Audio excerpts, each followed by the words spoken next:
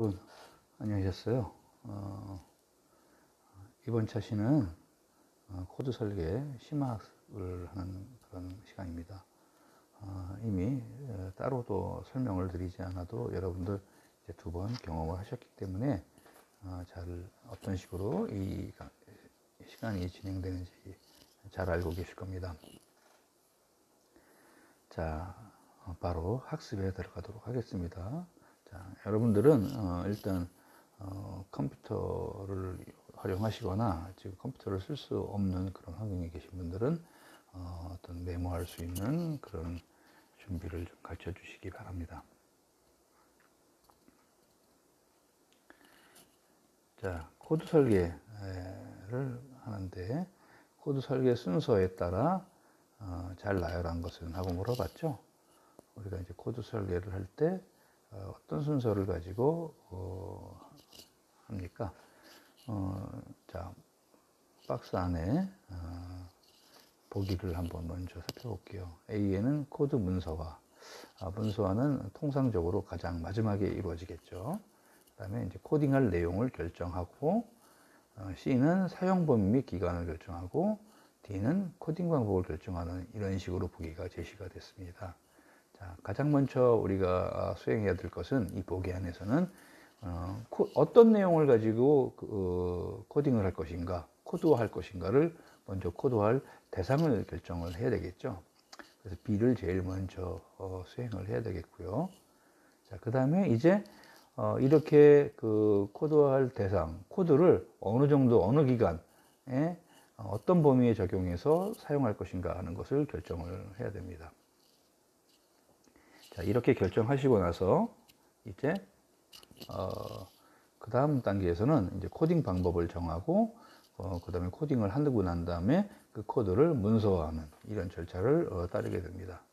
그래서 정답을 이제 3번으로 정한 거고요.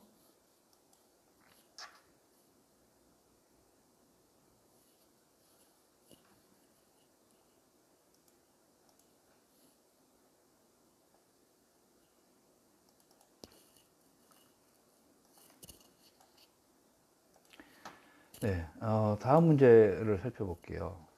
자, 코드의 기능으로 가장 정확하지 않은 것은 무엇입니까? 자, 코드가 갖는 기능, 우리가 코드는 사실은 여러분 아시다시피 대량의 자료를 구별하고 그것을 구별할 때도 같은 종류의 그 데이터들, 자료들은 그룹별로 묶을 수 있고 또 순서대로 나열하고 뭐 이런 어떤 기본적인 특성들을 가지고 있었어요. 그리고 그 코드의 기능은 우리가 이제 뭐 주요한 3대 기능 그리고 기본적인 기능 그리고 부가적인 기능 이렇게 해서 총 8개의 기능으로 구분을 했었죠. 그래서 각각의 기능에 대한 의미를 설명을 드렸었어요. 그래서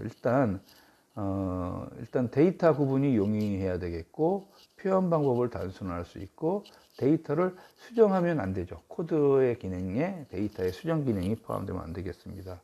그리고 분류나 어떤 업데이트 같은 것이 용이해야 되겠죠.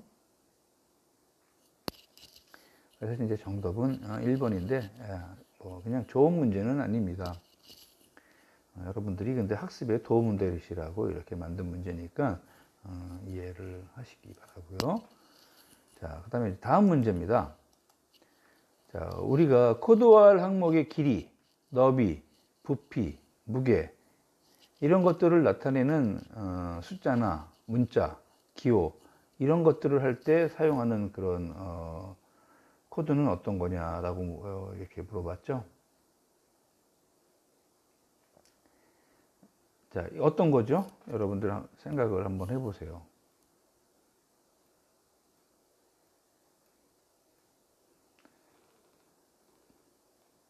자, 먼저 그룹 분류 코드부터 한번 볼까요? 자, 우리가 그룹 분류 코드는 기본적으로 코드와 대상 항목을 대분류, 중분류, 소분류 이렇게 그룹별로 묶어가지고 세분화해서 자리를 구분하는 방식이라고 얘기했습니다. 그죠? 그래서 이 그룹 분류 코드 방식은 장점이 자료와 항목 구성의 어떤 분류 기능이 명확히 드러나고 융통성이 많아서 추가 보충이 용이한 그런 방식이라고 얘기했고, 컴퓨터로 처리하기에 적합한 그런 장점을 갖고 있다고 얘기했어요. 단점은 여러분들이 다시 한번 정리를 해주시면 되겠고요. 자, 그 다음에 이제 데시멀 코드는 이 십진 분류 코드죠. 이것은 이제 코드화할 대상을 좌측과 우측으로 분리해서 좌측에는 어떤 그룹을 의미하는 그런 코드를 할당하고, 우측에는 십진수로 분류해서 이렇게 두 가지 그 코드 방식을 결합해서 쓰는 방식이죠. 그래서 이 십진 분류도 다시 중분류, 또 필요에 따라서는 소분류 이렇게 해 나가는 방식입니다. 그래서 도서관 같은 데서 장서를 분류할 때 주로 사용하는 그런 코드 방식이라고 이렇게 얘기했어요. 이런 십진 코드 방식은 대량의 자료를 삽입하거나 추가 용이하기가 용이하죠. 뭐 이런 내용들을 지금 여러분들이 다시 한번 정리를 해서 완전하게 십진 코드에 대해서 이해하실 수 있도록 하시면 학습 효과가 아주 좋을 것 같습니다. 자, 그 다음에 이제 유효 숫자 코드가 있죠. 유효 숫자 코드는 다른 말로 하면 이제 시그니피컨트 디짓 코드인데요. 우리가 유효 숫자 코드라고도 하고 표의 숫자 코드라고도 하죠. 우리가 이제 본 학습에서는 사실 유효 숫자 코드라는 그런 용어보다는 표의 숫자 코드라는 용어를 썼습니다.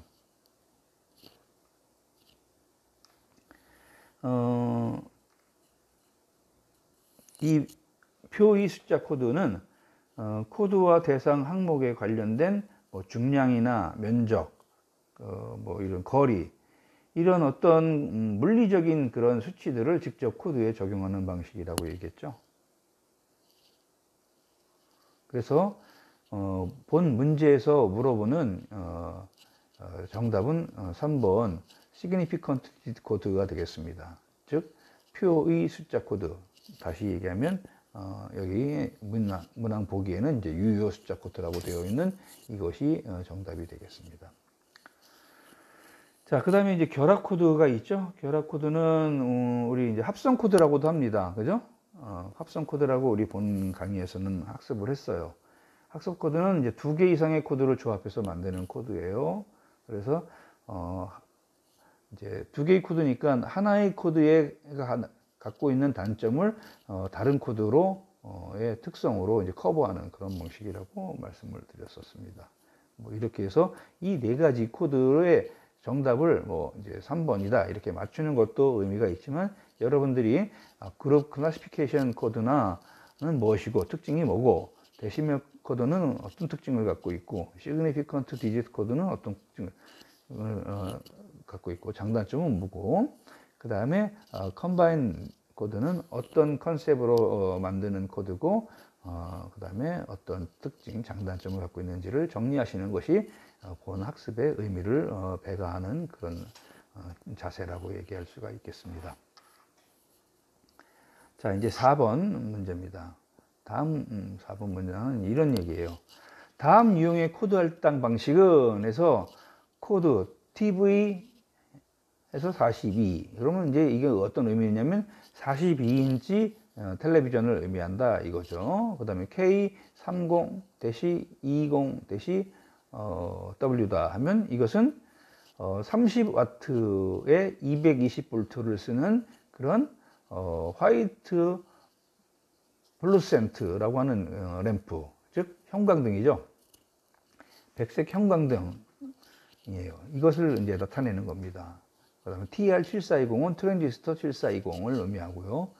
KB103 하면 103키짜리 키보드를 의미한다 하는 거죠. 자, 이런 식으로 코드를 할당하는 방식이 뭐죠?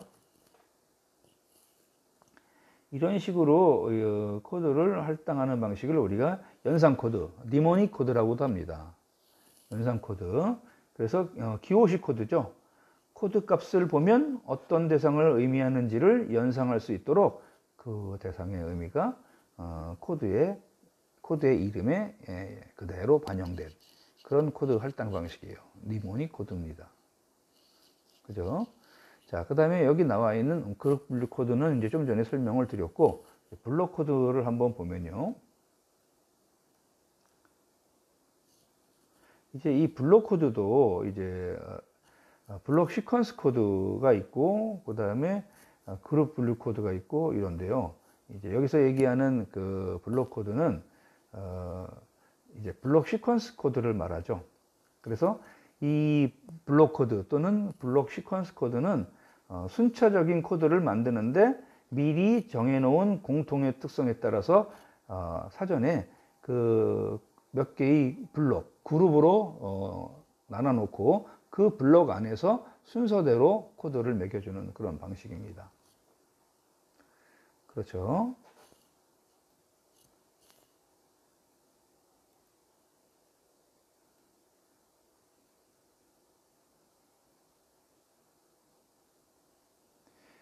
그 다음에 이제 약자식 코드, 문자 유형 코드라고 되어 있는데요. 다른 말로 이제 레터 코드입니다. 레터 코드. 그래서 약자식 코드인데 관습적으로나 제도적으로 널리 쓰여지는 기호나 문자의 약자를 코드화하는 그런 겁니다. 그래서 도량형 단위 같은 것을 예로 들었죠. 보기 3번은 문자 유형 코드라는 용어도 쓰지만 약자식 코드라고 이제 많이 씁니다. 영어로 레터 코드가 되겠습니다.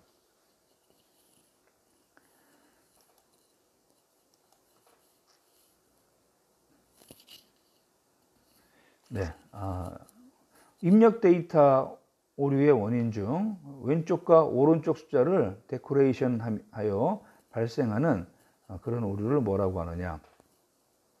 이것을 우리가 이제 잠재적 오류라고 합니다. 잠재적 오류. 우리가 이제 학습 내용에서는 잠재적 오류에 대한 내용은 제가 말씀은 드리지 않았었는데요. 잠깐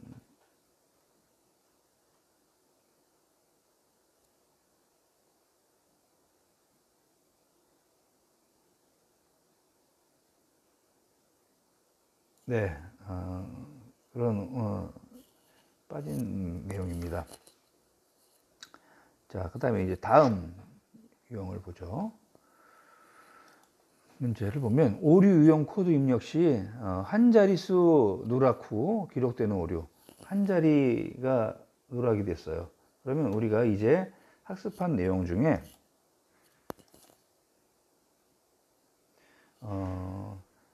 우리가 오류의 발생 형태를 내용을 학습을 했었는데 오류의 발생 형태에 따라서 뭐 트랜스크립션 에러, 그다음에 트랜스포지션 에러, 더블 트랜스포지션 에러, 그다음에 오미션 에러, 그리고 이런 에디션 에러, 랜덤 에러 이렇게 총 6가지 에러 발생 유형을 말씀을 드렸습니다.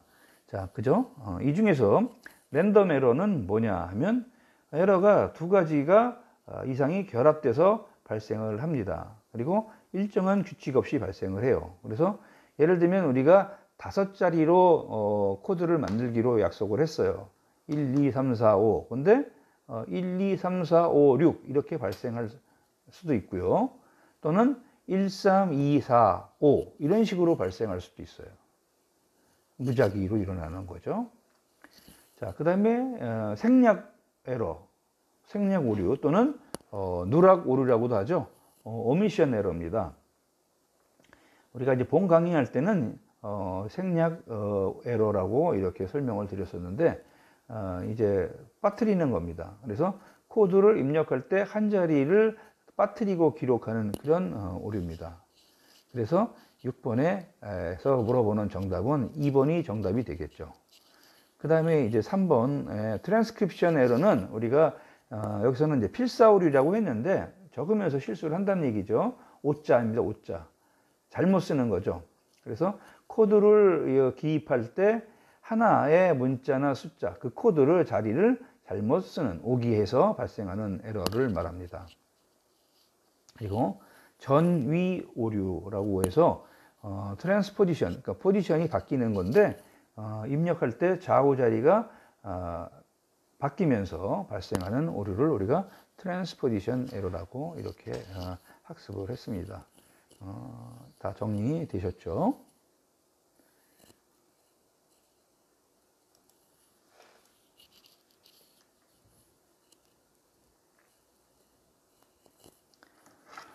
자, 이번 문제 한번 읽고 여러분들 학습했던 내용을 한번 떠올려 보시죠. 자, 시스템 오류 확인 기법 중에 수신된 데이터를 발신자에게 다시 전송해서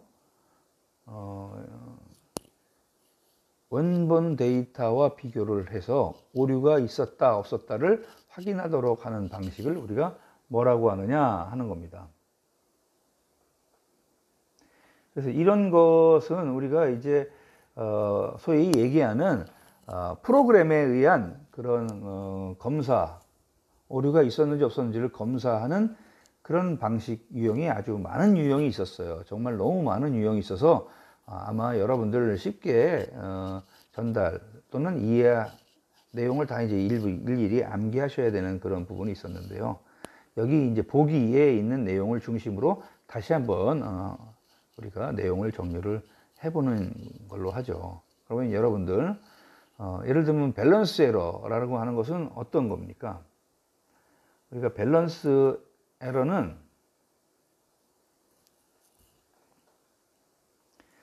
균형 검사죠.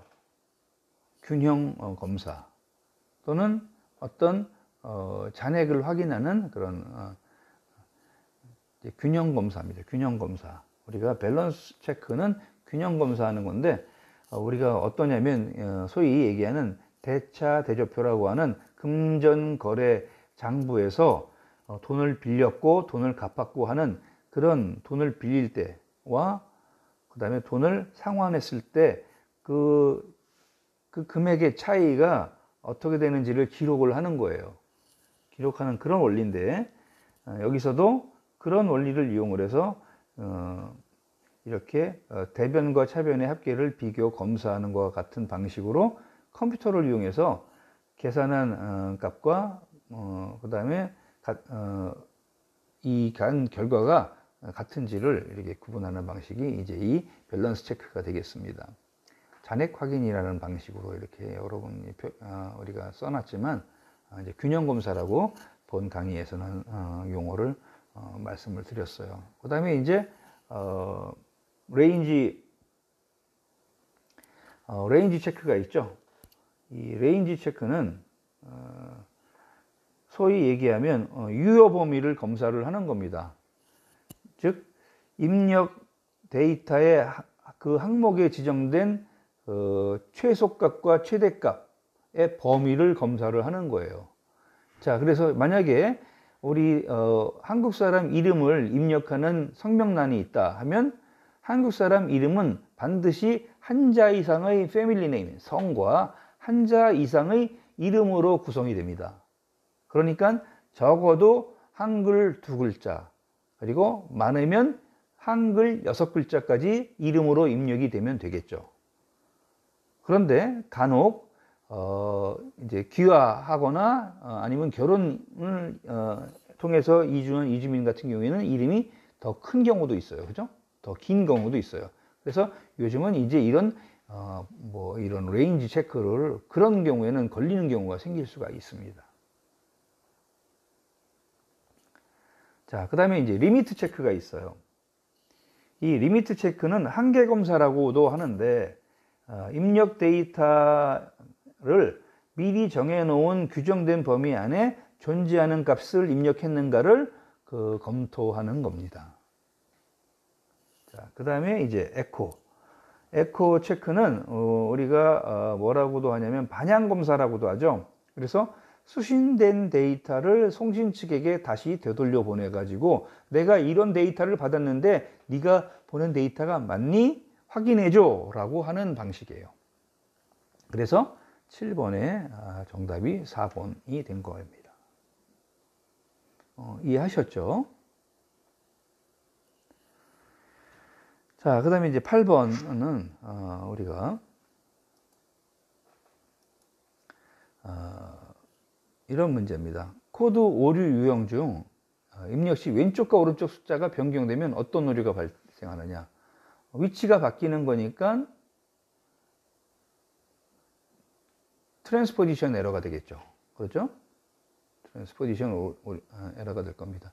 나머지 뭐 트랜스포지션이나 랜덤이나 오미션은 앞에서 문제를 풀이하면서 여러분들과 함께 정리를 했어요. 여러분들 혹시 앞에서 정리가 안 되셨으면 지금 다시 한번 학습하셨던 내용을 확인해서 정리를 해 주십시오. 그래서 보통 여러분들이 이렇게 본 강의를 학습하실 때 주요 내용들은 이렇게 메모를 해놓고 관리를 하실 필요가 있겠죠.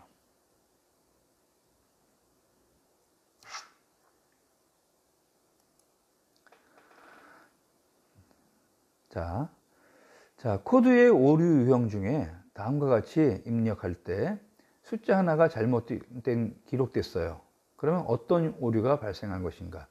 원래 98765라는 데이터를 입력을 해야 하는데 98764라고 제일 마지막 자리에 있는 하나의 값이 잘못 쓰여졌습니다.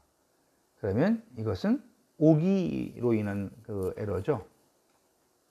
그래서 이 오기로 인한 에러를 우리가 뭐라고 불러요? 오자 에러. 그죠? 트랜스크립션 에러죠. 트랜스크립션 에러. 자, 보기, 뭐, 트랜스포지션 에러나 오미션 에러는 이제 앞에서 여러분 정리했으니까 여기 마지막에 있는, 에디션 에러, 즉, 추가 에러가 뭔가만 여러분 다시 한번, 리마인드 하면 되겠죠. 추가 에러라고 하는 것은 코드 입력할 때 한 자리를 더 추가해서 기록하는 그런 오류입니다. 우리가 이제 이렇게 5자리, 98765 5자리로 코드를 입력하기로 약속을 했는데 이제 98765 4까지 이렇게 6자리, 3까지 543 그러면 뭐 7자리까지 이렇게 하면 다 에디션 에러가 발생합니다.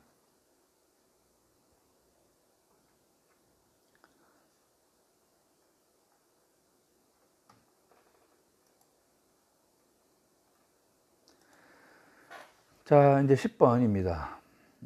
다음 코드 설계 순서에서 가장 적합한 것은 무엇입니까? 자, 코드 설계할 때 보기부터 한번 확인하죠. 자, 보기부터 한번 확인하면요. 자, 보기에는 A. 사용 범위와 기간의 결정, B. 코드 대상 항목의 선정, C. 코드 부여 방식 결정, D. 코드 목적의 명확하라고 하는 4가지 보기가 있어요.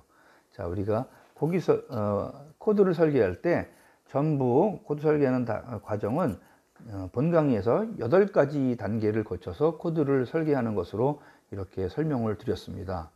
자, 첫 번째는 뭐였냐면 코드화할 대상 항목을 결정하는 거예요. 자, 그러면 보기 중에 그게 뭐였어요? 가장 첫 번째가 코드화할 대상 항목을 결정하는 거니까 B가 제일 처음에 와야 되겠죠. 그러면 이제 10번의 답은 결정된 거나 다름없어요. 그 다음에 두 번째는 뭐였냐면 코드 목적을 분명하게 해야 된다 라고 하는 예를 들면 보기에서는 D죠. 이게 있었고요. 세 번째 단계에서는 이제 코드 대상을 확인해야 됩니다. 그래서 이 코드 대상을 확인한다는 것은 뭐냐면 대상 항목의 변화를 고려해서 항목의 개수를 한번 확인하는 거죠. 자, 그 다음에 네 번째는 사용 범위를 결정을 하고요.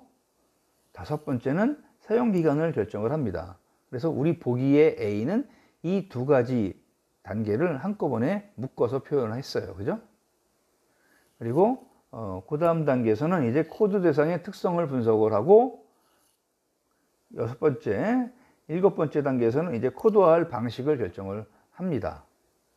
그래서 우리 C에 있는 코드 부여 방식을 결정한다는 것이 제일 마지막에 나오는 거죠. 이 보기에서는. 그래서 정답은 B, D, A, C가 되는 거예요. 그리고 이제 설명드린 본 강의에 설명드린 제일 마지막 코드 설계 순서는 이제 문서화하는 거죠.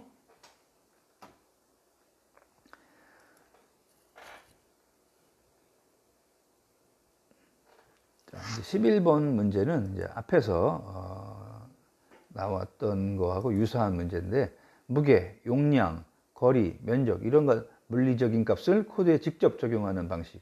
우리가 이걸 뭐라고 부른다 그랬어요? 이것은 이제 significant digit code라고 이렇게 우리가 이제 알려진다고 했죠.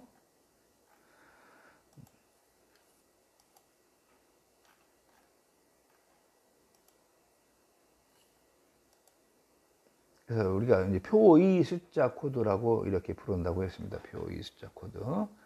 자, 그러면 시퀀스 코드는 뭐였어요? 제일 중요한 기본적인 그리고 많이 쓰이는 코드가 이 순차 코드죠. 시퀀스 코드.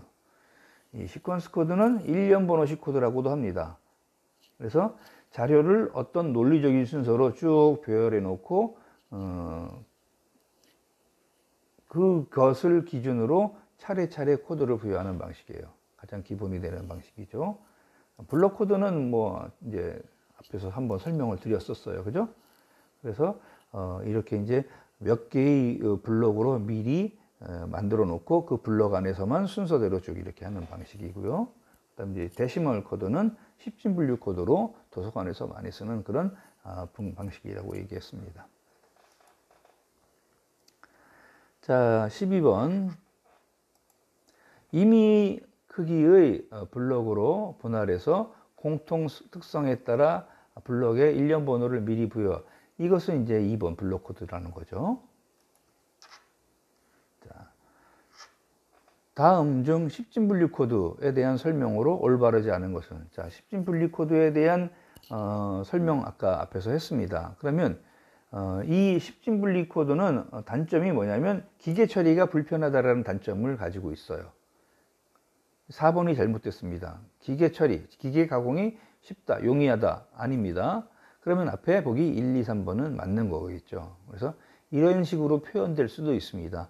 제가 이제 본 강의에서 설명한 표현하고 약간 변형된 표현이죠. 자, 이제 14번이에요. 다음 공백 AB에 적합한 용어를 여러분들이 직접 찾아서 써보는 겁니다. 자, 보기 안에 이런 내용이 있어요. 코드의 기능 중 식별 기능은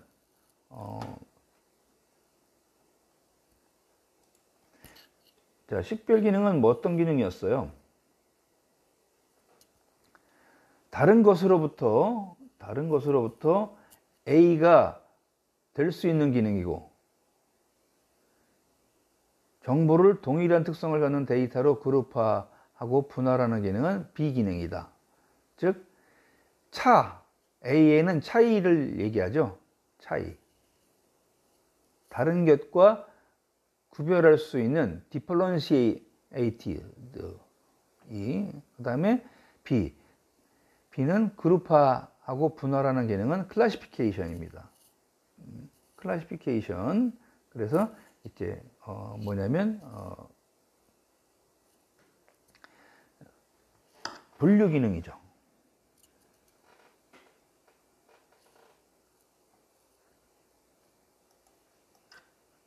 자, 15번은 자, 다음 가로 안에 적당한 용어를 작성하시오. 이렇게 이제 문제를 제시를 했어요. 그래서 이 코드가 갖고 있는 어떤 특성을 물어보는 거죠. 코드가 갖고 있는 특성, 아주 많은 특성이 있었습니다. 아주 많은 특성이 있었는데요. 이 중에서 어떤 특성을 물어보는 건가요?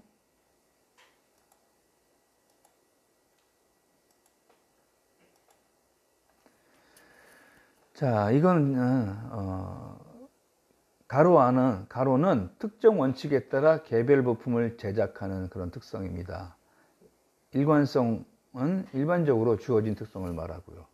자, 우리가 코드의 특성에 대해서 학습을 했었기 때문에 몇 가지 한번 정리를 해보면 코드의 특성, 자, 뭐 고유성, 분류표의 편리성, 배열의 효율성, 간결성, 유지보수의 편리성, 코드의 독립성, 코드의 그 다음에 어떤 편의성, 그리고 추가 삭제의 편의성, 이런 어떤 설계 목적과 특성을 우리가 추구를 했죠.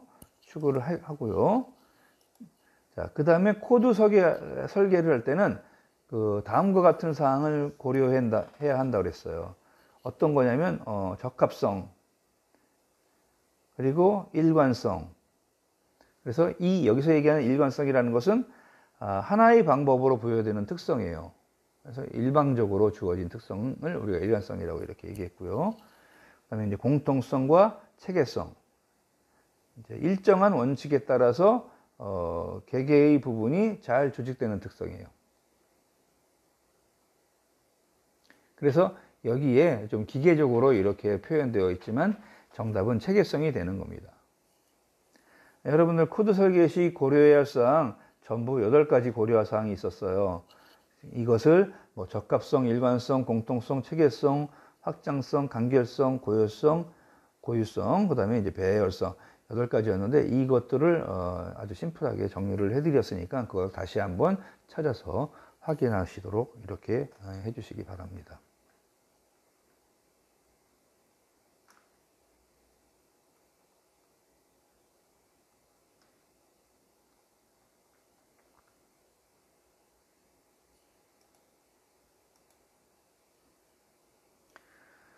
자, 16번 문제는 이제 전에도 많이 했던 그 내용이죠. 읽고 바로 정답을 알려드리면 되겠죠. 코드 오류 유형 중 코드를 작성할 때 임의의 숫자 순서가 변경돼요. 순서가 바뀌었다. 그러면 트랜스포지션, 위치가 바뀌었다 하는 거기 때문에 우리가 이제 전치 오류라고 하죠. 이 오류가 반복적으로 발생하면 이중, 그러니까 더블 트랜스포지션 에러가 됩니다. 자, 코드 설계에서 고려할 사항 중 하나의 특징은 뭐냐? 이 문제는 여러분 이렇게 하시면 안 되고요. 그 코드 설계 시 고려할 사항 8가지를 지금은 정리하는 시간으로 갖도록 하겠습니다. 그래서 이렇게 뭐 일관성은 물론 컨시스턴시를 하는데 하나의 방법으로 부여되는 동일한 방법으로 쭉 부여하는 그 특성이죠. 처음부터 끝까지 그 성질을 가지고 배열하는 거예요. 예를 들면 우리가 키 순서대로 배열한다 라는 일관성을 갖도록 한다고 쳐요. 키 순서 그러면 어떻게 돼요? 키가 큰 사람부터 나열하는 거, 그 다음에 키가 작은 사람부터 나열하는 방법이 있겠죠. 그 나열하는 방법만 정하면 일관성을 유지하게 되겠죠. 중간에 전학 온 학생이 생겼어요. 그러면 그 학생은 어떻게 돼요? 이미 기존 학생들이 번호를 키 순서대로 쭉 했는데 19번하고 20번 사이에 들어갈 만한 그런 키를 가지고 있는 학생이 들어왔어요. 그러면 19-1이 돼요? 19.5번이 돼요? 어렵잖아요. 그죠? 그래서 그런 경우에는 일관성을 유지하기가 어려워지죠.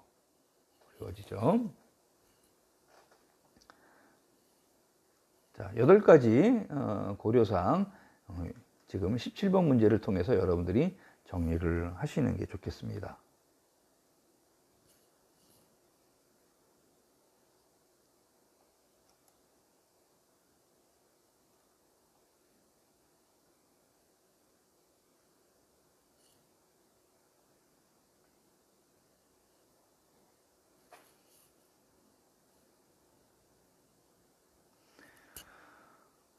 자, 다시 말씀드리지만 우리가 이 17번 문제는 여러분들이 코드 설계를 할 때 고려할 사항을 정리하는 그런 문제로 여러분들 생각하고 다시 한번 정리를 해 주십사 이렇게 말씀을 드렸어요. 자, 이제 다음 문제를 한번 살펴보죠. 자, 다음에서 설명하는 것은 무엇인가? 자, 사용 목적에 따라 데이터를 식별, 분류, 그리고 배열하는 데 사용하는 숫자, 문자 또는 기호를 우리가 코드라고 합니다. 그렇죠? 여러분, 이 코드, 이 내용을 보시면 코드라고 딱 이제 알아서 잘하셨을 거예요. 자, 자, 코드 오류 발생 유형 중에 전사 오류 또는 전치 오류, 그러니까 잘못 쓰는 오기죠. 오기 오류. 이런 트랜스크립션 에러는 뭐냐? 이미 말씀드렸어요. 그죠? 우리가 해당되는 값에 쓸 옮겨 적으면서 잘못 타이핑을 한다거나 잘못 썼을 때 이런 트랜스크립션 에러가 발생을 하겠죠. 그렇죠. 자, 그렇게 정리를 하시고 이해를 다 잘 하셨을 것 같습니다. 자, 그러면 우리가 마지막으로 우리가 코드에 대한 설계를 하는 부분이었으니까 코드의 개념과 장단점을 한번 비교를 해서 여러분들 정리를 해보세요.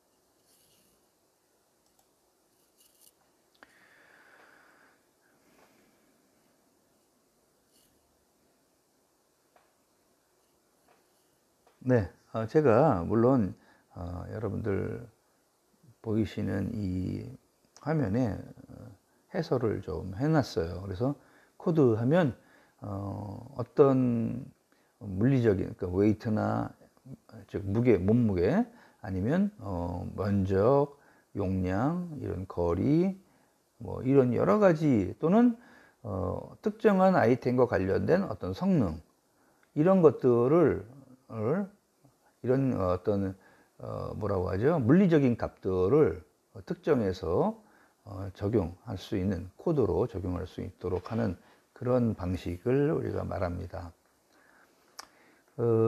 코드를 이용하면 어떤 장점이 있냐면 일단 기억하기가 쉽죠.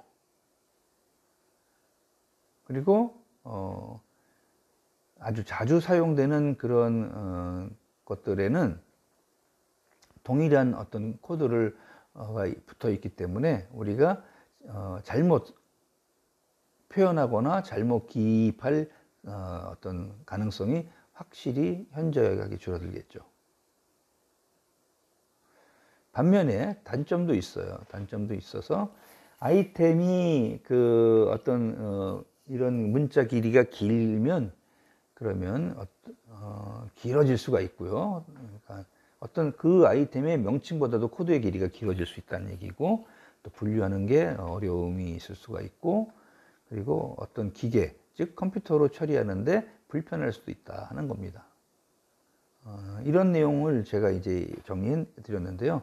여러분들도 코드의 개념과 장단점을 여러분 나름대로 다시 한번 정리를 하시는 걸로 이렇게 해서 이제 이 심화 학습 과정을 마치도록 하겠습니다. 자, 여러분 수고하셨습니다.